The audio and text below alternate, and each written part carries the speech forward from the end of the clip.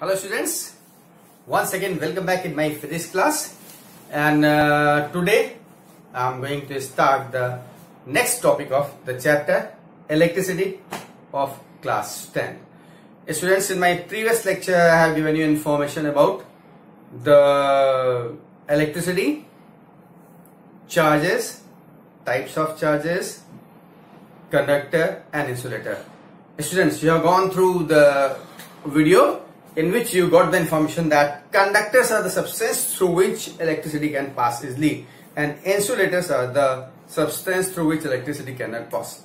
So what is the cause of this? Why electricity passes through the conductor and why not it passes through insulator? Actually, the main cause is that conductors are having free electrons. That is, the free electrons are the main cause of flow of electricity. इसका मतलब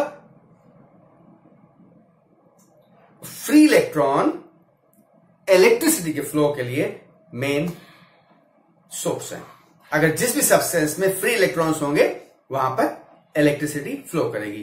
and it was found, you will see later on, that in conductors there are free electrons. हर class में पढ़ेंगे इसको हम.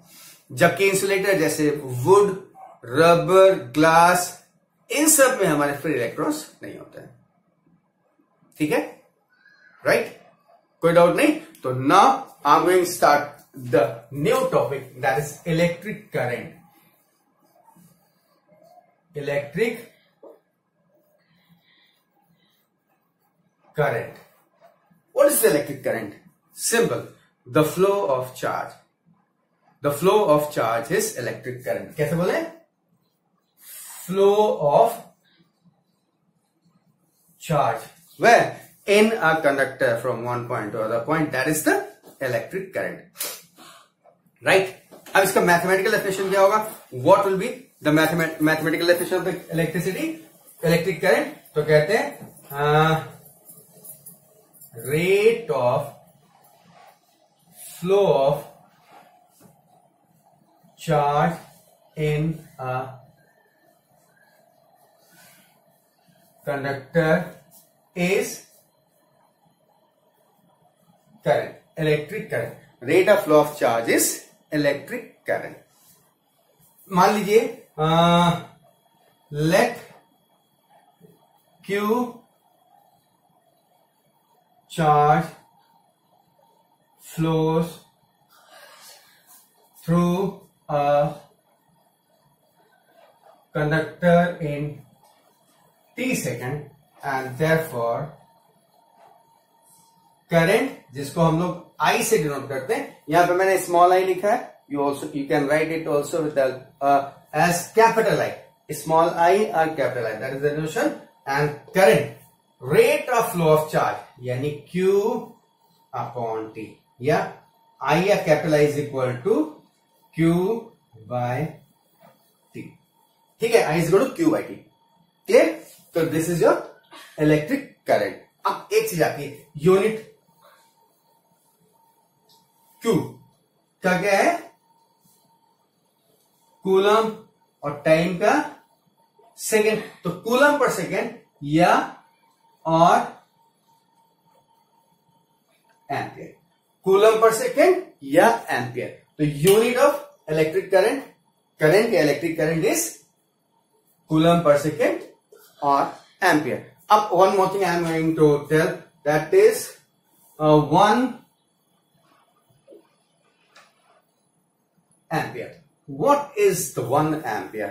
You see here, I, मैं इसको यहां बता रहा हूं, I is equal to Q by T.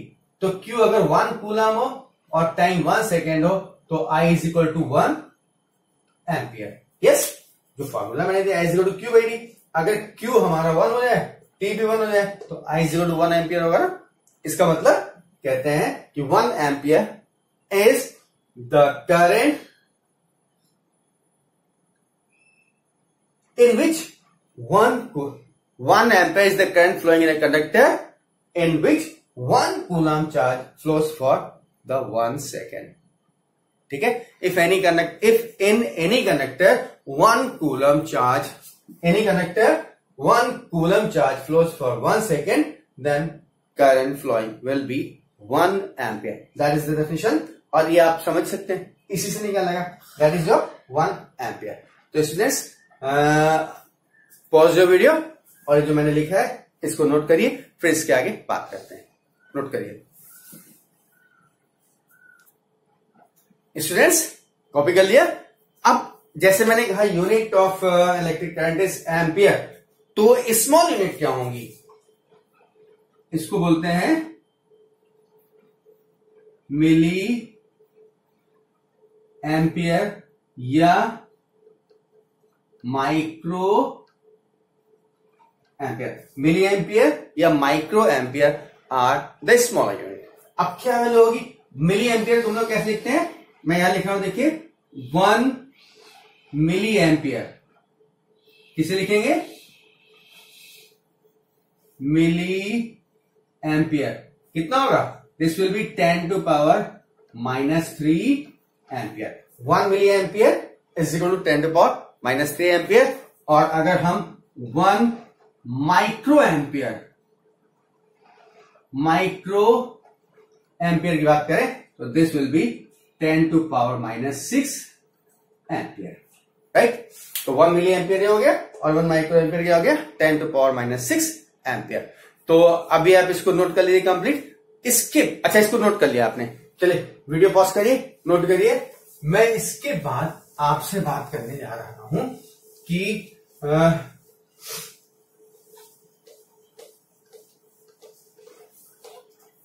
अब जैसे मैंने कहा कि current is due to flow of the charge. तो ये देखिए, आप यहां पे देखने की कोशिश करिए. ये कंडक्टर है, कंडक्टर में इलेक्ट्रॉन्स हैं. ठीक है, रैंडम वे में ऐसे मूव करते रहते हैं. ये अपनी जगह मूव करता रहेगा. ठीक है, इसका मतलब किसी भी कंडक्टर में वायर मान लेते हैं जिसमें करंट फ्लो कर रही है, तो नॉर्मली जो फ्री इलेक्ट्रॉन्स हैं रैंडम वे में, जिगजैग वे में ऐसे मूव करते रहते हैं. तो क्या करंट फ्लो करती है? एक वायर ले लो मेटल का, क्या उसमें करंट फ्लो कर रही है? नहीं फ्लो करती है. लेकिन जब इस वायर को, जैसे मैं इसको हटा दे रहा हूं यहां से, और यहां पर एक बोर्ड में प्लग ले रहा हूं, ये और एक वायर ये ला करके मैंने इसमें एंट्री कर दी, और जैसे एंट्री करते हैं तो यहां पे फट से करंट फ्लो करने लगता है. ठीक है ना? टेबल लैंप प्लग लगाते हो तो बल्ब जलता है ना, बल्ब ग्लो करता है, लाइट जलती है. स्विच ऑन करते हो तब. ठीक है ना? तो उसकी बात करें, लैंप छोड़ दे, जब हम लैंप यहां पे फिट करते हैं तब करंट फ्लो करती है प्लग लगा. तो ये करंट बिना प्लग को इन किए क्यों नहीं फ्लो कर रही थी? वायर के अंदर तो कंडक्टर है, वायर के अंदर कंडक्टर है ना. ठीक है, जैसे मैं दिखाऊं आपको, ये देखिए आप, यू कैन सी दिस, ये एक चार्जर है. ठीक है, इसको जब हम प्लग इन करते हैं तब यहां करंट फ्लो करती है. इसके अंदर तार पड़ा हुआ है. ठीक है, तो जब प्लग यहां पे प्लग कर दिया हमने तो यहां करंट फ्लो कर रही है और हमारा मोबाइल चार्ज होता है. बिना प्लग इन किए क्यों नहीं फ्लो कर रही है? बिना प्लग इन किए क्योंकि इस वायर के करंट जो यहां से यहां फ्लो कर रही ना, एक एंड से दूसरे एंड पे, तो इसका मतलब यहां से यहां तक जब करंट फ्लो कर रही है तो इसका मतलब एक नया टर्म बता रहा हूं, पोटेंशियल डिफरेंस 0 है. इंपॉर्टेंट पॉइंट क्या है कि करंट कब फ्लो करती है और कहां से कहां फ्लो करती है? तो करंट फ्लो करती है चार्ज के फ्लो करने से. और कैसे?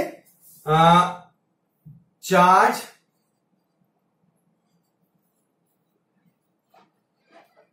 फ्रॉम हाई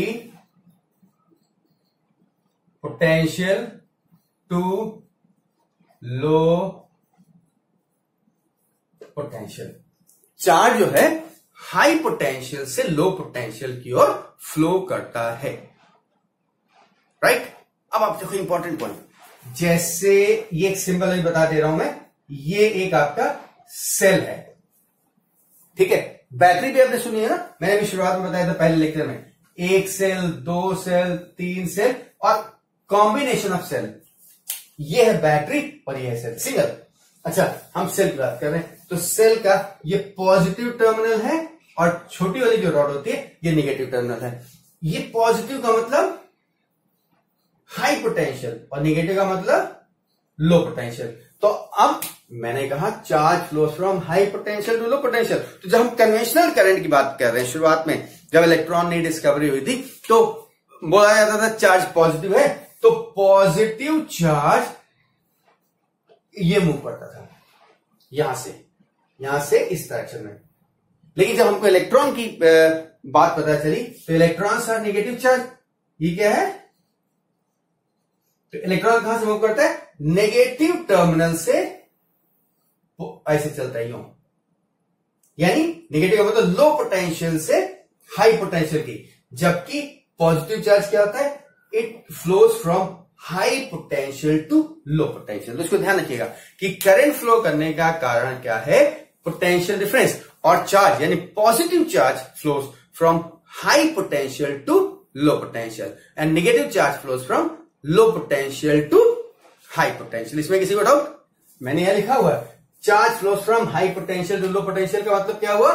पॉजिटिव चार्ज की बात करते हैं। और जब हम नेगेटिव चार्ज की बात करेंगे फ्लोज फ्रॉम, मैं यहां बता दे रहा हूं, low potential to high potential. इसको नोट कर लीजिएगा, पॉजिटिव चार्ज। और आजकल जो हम इलेक्ट्रिसिटी की बात कर रहे हैं वो किसकी बात कर रहे हैं? इलेक्ट्रिसिटी का मतलब current flowing through the conductor. और कंडक्टर में जो करंट फ्लो करती है वो इलेक्ट्रॉन की वजह से फ्लो करती है। ठीक है, तो पहली बात तो ये समझ में आ गया कि चार्जेस का फ्लो किसकी वजह से हो रहा है? That is due to potential difference. जहां दो टर्मिनल के बीच में पोटेंशियल डिफरेंस होगा करंट फ्लो कर जाएगी। अब कैसे फ्लो करेगी? पॉजिटिव चार्ज हाई पोटेंशियल से लो पोटेंशियल की तरफ चलेगा या नेगेटिव चार्ज लो पोटेंशियल से हाई पोटेंशियल की ओर चलेगा। और ये मैंने क्या बनाया? सेल में दो रॉड दिखाई जाती है। ये हमारा पॉजिटिव, बड़ी रॉड है पॉजिटिव टर्मिनल और छोटी रॉड नेगेटिव टर्मिनल। इसको हाई पोटेंशियल बोलते हैं, इसे लो पोटेंशियल बोलते हैं। तो अगर पॉजिटिव चार्ज की वजह से करंट फ्लो कर रही है तो चार्ज यहां से निकलेगा पॉजिटिव टर्मिनल से और घूमता हुआ नेगेटिव टर्मिनल आएगा। लेकिन अगर नेगेटिव चार्ज यानी इलेक्ट्रॉन की वजह से, तो इलेक्ट्रॉन यहां से निकलेगा नेगेटिव से और पॉजिटिव यानी लो से हाई की ओर आएगा। तो अब बात आती है कि अगर प्लस चार्ज और माइनस चार्ज दोनों की वजह से कहानी हो रही है, पोटेंशियल दिखा रहे हैं हाई से लो, लो से हाई, तो करंट का भी तो डायरेक्शन होगा ना। करंट कैसे फ्लो करेगी? तो कहते हैं direction of current. Direction of current. Direction of current क्या होगा? डायरेक्शन ऑफ करंट के लिए कहा गया है प्लस चार्ज मूव कर रही है ना in the direction of flow of positive charge या in opposite direction of flow of charge. बात समझ में आ गया? जैसे आपसे कोई पूछे what is the direction of current, तो अगर किसी सर्किट में पॉजिटिव चार्ज का जो मूवमेंट हो रहा है वही डायरेक्शन करंट का होगा, राइट? अब मैं आपको इसको नोट कर लीजिए, वीडियो पॉज करके नोट करिए, फिर मैं आपसे पूछता हूं क्या डायरेक्शन है। इसे नोट कर लिया? वीडियो पॉज करके नोट कर लीजिएगा, इंपॉर्टेंट पॉइंट्स हैं। देखिए मैं आपको एक ये सर्किट बना रहा हूं। ये कोई कंडक्टर है जिसको हम रेजिस्टेंस R से बोलेंगे और यहां पर एक बैटरी लगी हुई है। इस सर्किट में अगर आपसे कहा जाए कि what will be the direction of current, current का डायरेक्शन क्या होगा, तो आप क्या बताएंगे? इस सर्किट में करंट का डायरेक्शन क्या होगा? मैंने आपसे क्या कहा है? ये क्या है? नेगेटिव, ये है पॉजिटिव, ठीक? और ये कंडक्टर है, तो कंडक्टर में करंट किसकी वजह से फ्लो करती है? Due to flow of electron. तो इलेक्ट्रॉन किधर जाएगा? यहां से निकल करके ये हो जाएगा। इलेक्ट्रॉन का डायरेक्शन ये क्या है?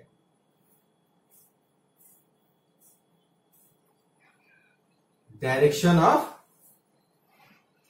इलेक्ट्रॉन, इलेक्ट्रॉन के मूवमेंट का डायरेक्शन। तो करंट क्या हो गया? ये देखो आई, डायरेक्शन ऑफ करंट, ये आएगी, यहां से आएगी, यहां से आएगी और यहां आएगी। यानी करंट, इलेक्ट्रॉन तो यहां से कंडक्टर है, कंडक्टर में इलेक्ट्रॉन कहां मिलेगा? ये नेगेटिव टर्मिनल से निकल करके और ये फ्लो करेगा, क्योंकि कंडक्टर में करंट हमारे इलेक्ट्रॉन के फ्लो की वजह से हो रही है। इलेक्ट्रॉन नेगेटिव टर्मिनल से पॉजिटिव पोटेंशियल यानी लो से हाई की ओर जाता है, और करंट क्या होती है इसके अपोजिट डायरेक्शन में। तो करंट का डायरेक्शन मैंने ये अलग से दिखा दिया है, ठीक है। तो ये करंट का डायरेक्शन, और वायर में ये क्या फ्लो कर रहा है, इलेक्ट्रॉन, ठीक है। ये इलेक्ट्रॉन मूव कर रहा है वायर में, तो करंट ये मूव कर रही है, इसका ध्यान रखिएगा। अच्छा, यही चीज अगर मैं जैसे यहां पे एकदम से थोड़ा सा चेंज कर रहा हूं, चेंज क्या कर रहा हूं, ये बना दिया, तो अब करंट का डायरेक्शन क्या होगा। करंट ये कैसे फ्लो कर रही थी, एंटी क्लॉकवाइज, लेकिन यहां पे क्या होगा, करंट फ्लो करेगी क्लॉकवाइज डायरेक्शन में। क्यों? क्योंकि नेगेटिव टर्मिनल ये है, पॉजिटिव ये है, तो इलेक्ट्रॉन यूं मूव करेगा, यानी करंट यूं फ्लो करेगी। तो ये इंपॉर्टेंट पॉइंट है कि डायरेक्शन ऑफ करंट आप कैसे आइडेंटिफाई करते हैं। तो जरा इसको बना करके आप नोट कर लिए, फिर मैं आगे बात करता हूं। और इसके ऊपर जो कॉन्सेप्ट मैंने बताया ना, पहले नोट किया है, जो नोट करना नोट करिए, फिर आगे बात करता हूं। ओके स्टूडेंट्स, अभी इलेक्ट्रिसिटी हो गया, करंट हो गया पूरा, ठीक है, डायरेक्शन हो गया उसका, और चार्ज कहां से मूव करता है, हाई से लो पोटेंशियल की ओर, पॉजिटिव चार्ज, और नेगेटिव चार्ज लो से हाई पोटेंशियल की ओर, और करंट का डायरेक्शन क्लियर। तो अब कहते हैं करंट को मेजर कैसे करेंगे, how to measure the current. तो मेजर करने के लिए जैसे वॉल्यूम मेजर करना तो लीटर लेते हैं ना, मिल्कमैन आता है तो लीटर से नापता है, ऐसे ही इलेक्ट्रिसिटी का मेजरमेंट कैसे करते हैं, करंट का। तो करंट को मेजर करने के लिए जो इंस्ट्रूमेंट है that is your ammeter. Ammeter design अगर मैं दिखाऊं तो इस तरीके से बना होगा, और यहां पर एक निडल होगी, और यहां पर डिवीजन बने होंगे, और यहां पर ऐसे लिखा होगा अमीटर या मिली एमीटर या माइक्रो अमीटर, जो भी है ये अमीटर है। तो अब मुझे इसको मेजरमेंट करना है, तो क्या करें, तो मान लीजिए कि ये कंडक्टर है, इसमें आई एम्पियर की करंट फ्लो कर रही है, ये रेजिस्टेंस, कंडक्टर को रेजिस्टेंस बोलेंगे, तो इसमें आई एम्पियर करंट फ्लो कर रही है। तो मुझे अगर मेजर करना है तो इस अमीटर को कैसे जोड़ेंगे, तो इसके साथ हम सीरीज में अमीटर कैसे जोड़ते हैं, इन सीरीज, क्या कहते हैं, इज कनेक्टेड इन सीरीज, काहे के लिए, टू मेजर करंट। करंट अगर किसी भी सर्किट में, जिस भी इलेक्ट्रिकल सर्किट में आपको करंट मेजर करनी है, तो अमीटर को सीरीज, देखिए सीरीज में है, लाइन से जुड़ा हुआ है, ठीक है, और ये यहां से अपना आएगा, ये हो गया। तो अब करंट कैसे फ्लो कर रही है, पॉजिटिव टर्मिनल है ना, तो इलेक्ट्रॉन यूं मूव करेगा, तो करंट यूं मूव करेगी, ये आई ये मूव कर रही है। अब हमने क्या किया, सीरीज में जोड़ दिया, तो क्या होगा, पहले करंट इस अमीटर से होकर जाएगी। अमीटर किससे बना हुआ, तो इसके अंदर भी कुछ मेटल यूज किया गया होगा, वायर यूज किया गया होगा। तो कहते हैं कि अगर उस वायर का रेजिस्टेंस ज्यादा होगा तो वो इस करंट को अफेक्ट करेगा, तो फिर ओरिजिनल करंट इसमें पहुंचेगी नहीं। तो इसके लिए कहते हैं resistance of ammeter should be very low, यहां तक कि कहते हैं it should be negligible, ठीक है, तभी करंट हमारी अफेक्टेड नहीं होगी। और करंट अफेक्टेड नहीं होगी तो जो एक्चुअल करंट फ्लो कर रही है वो इसमें से पास करेगी और हमको वो एग्जैक्ट रीडिंग देगी। तो ध्यान रखिएगा कि अमीटर को कैसे कनेक्ट करते हैं, वी कनेक्टेड इन सीरीज।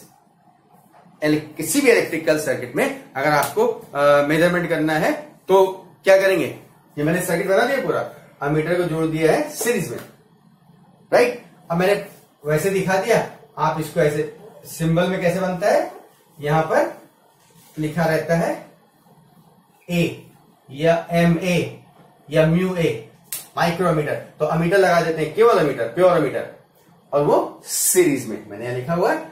और दूसरी चीज, अमीटर के अंदर जो वायर यूज किया गया कंस्ट्रक्ट करने के लिए, उसका रेजिस्टेंस क्या होना चाहिए, शुड बी वेरी लो। क्यों? क्योंकि अगर ये हाई रेजिस्टेंस होगा तो करंट को अफेक्ट करेगा, जिससे इसमें पास होने वाली एक्चुअल करंट नहीं जा पाएगी, तो ये रीडिंग हमें सही नहीं देगा।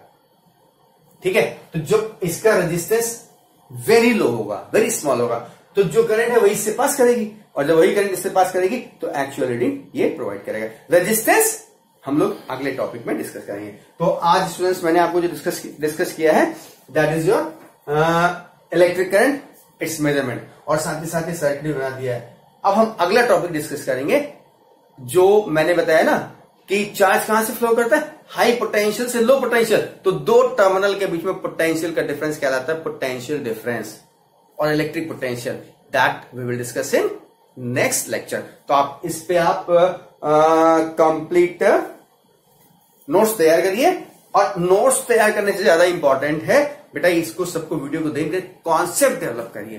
क्यों? क्योंकि बोर्ड ने आपकी पैटर्न चेंज किया है। 2 सेमेस्टर में एग्जाम होगा, first semester multiple choice MCQs आएंगे, तो जब तक आपको कॉन्सेप्ट क्लियर नहीं होगा you will not be able to reply the answer. Right, समझिए, इसको नोट कर लीजिएगा। Thank you, God bless you.